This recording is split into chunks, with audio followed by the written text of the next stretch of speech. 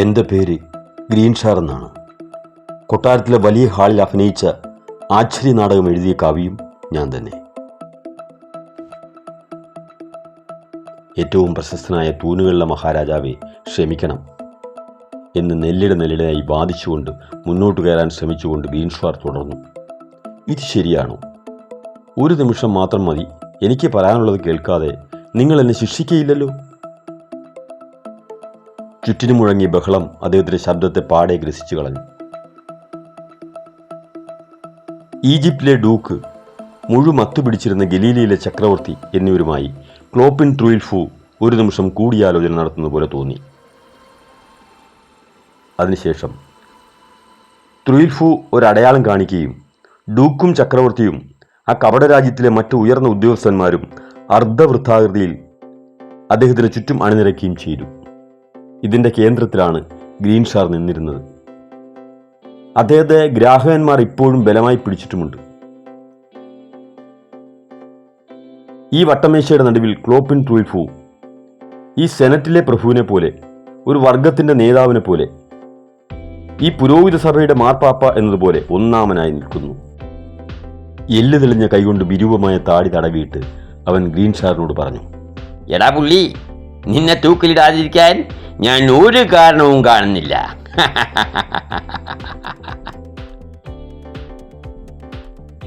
പിന്നെ ഒരു വഴിയുണ്ട്.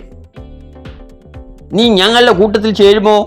തൻ്റെ ജീവനെ രക്ഷിക്കാൻ യാതൊരു മാർഗവുമില്ലെന്ന് കാണുകയും ഏറ്റവും കുറഞ്ഞ ദുരന്തത്തെ സഹിക്കാൻ നിശ്ചയിച്ചിരിക്കുകയും ചെയ്തിരുന്നതുകൊണ്ട് ഈ നിർദ്ദേശത്തെ വളരെ താല്പര്യത്തോടുകൂടി അദ്ദേഹം അള്ളിപ്പിടിച്ചു. തീർച്ചയായും. ഗ്രാമ്യരാജ്യക്കാരുടെ സംഘത്തിൽ ചേരാൻ നീ സമ്മതിക്കുന്നോ? ഗ്രാമരാജ്യക്കാരുടെ സംഘത്തിലോ? നിശ്ചയമായും. ആ കൂട്ടത്തിൽ ഒരുത്തനാണെന്ന് നീ സമ്മതിക്കുന്നോ? കൂട്ടത്തിലൊരുത്തനാകാം. കപടരാജ്യത്തിലെ ഒരു പ്രജയായി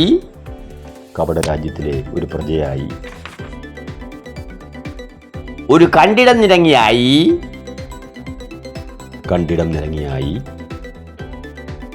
പൂർണ്ണ സമ്മതത്താലെ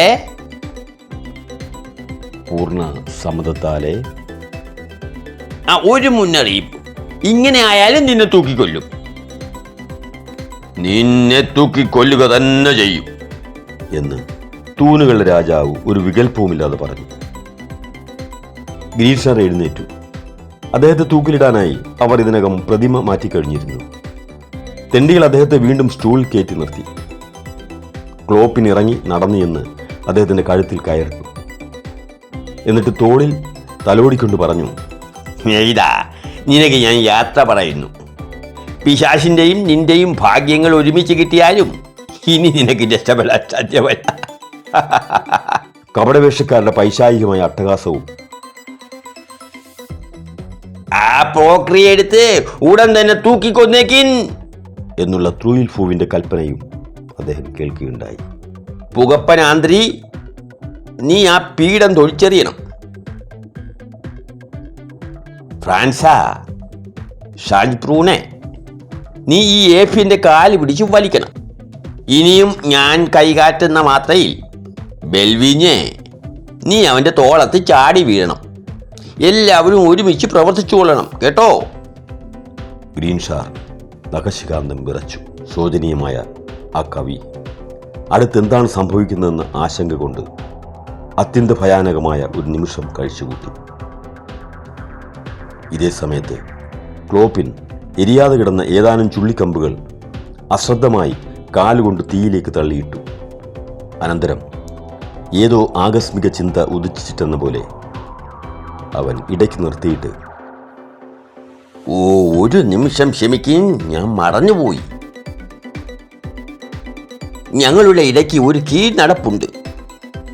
ഒരുത്തനെ തൂക്കിക്കൊല്ലുന്നതിന് മുമ്പ് പെണ്ണുങ്ങൾക്ക് ആർക്കെങ്കിലും അവനെ വേണോ എന്ന് അന്വേഷിക്കണം. സഖാവേ, ഇത് നിന്റെ അവസാനത്തെ രക്ഷോപായമാണ്. ഗ്രീൻ ഷാറിന് വീണ്ടും ശ്വാസം നേരെ വീണു.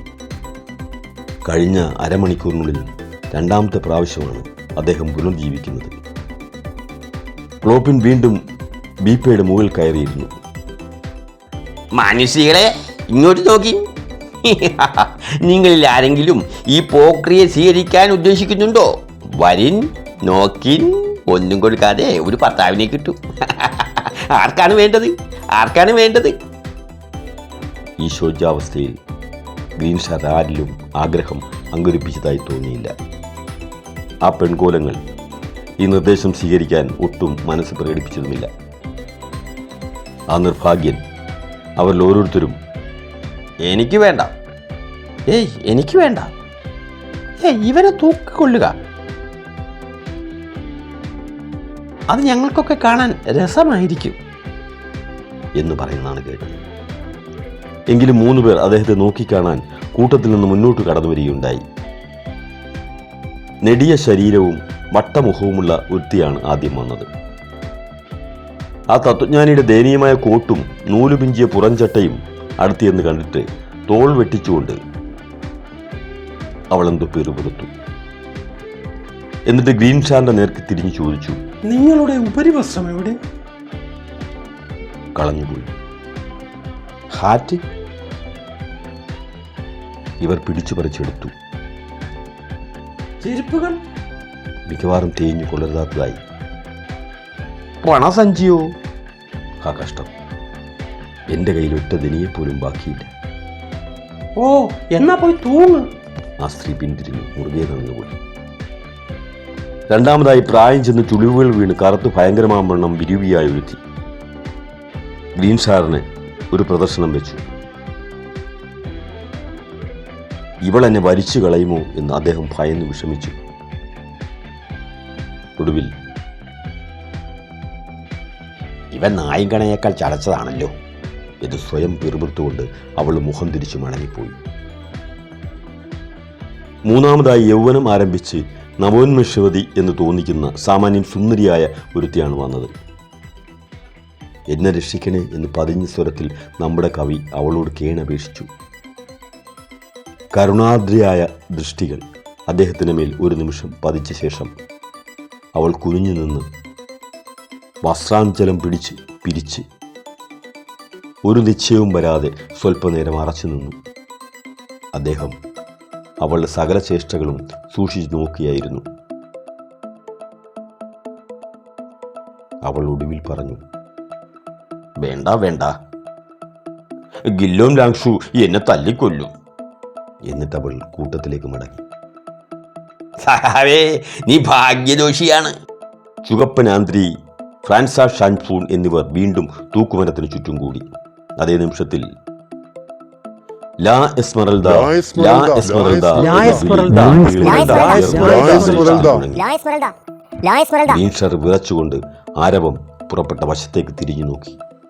തിളങ്ങുന്ന കണ്ണഞ്ചിക്കുന്ന ഒരു രൂപത്തിന് ആൾക്കൂട്ടം ഒഴിഞ്ഞു മാറി വഴി തുറന്നു കൊടുത്തു. അത് ആ സുന്ദരിയായ ജിപ്സി പെൺകുട്ടിയായിരുന്നു. ലാ എസ്മറൽദ എന്ന് ഗ്രീൻ ഷാർ സാശ്ചര്യം ഉച്ചരിച്ചു.